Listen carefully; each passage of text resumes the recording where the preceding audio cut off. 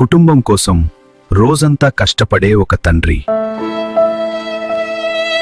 నాన్న, నేను వచ్చాను. వచ్చావమ్మా, నీ వెళ్ళి చదువుకో.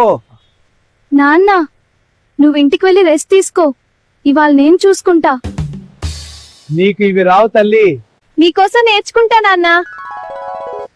పాప, వేరుశనగలు ఎంత? 50 రూపాయలు ఆంటీ, పావు కేజీ. అలాగా?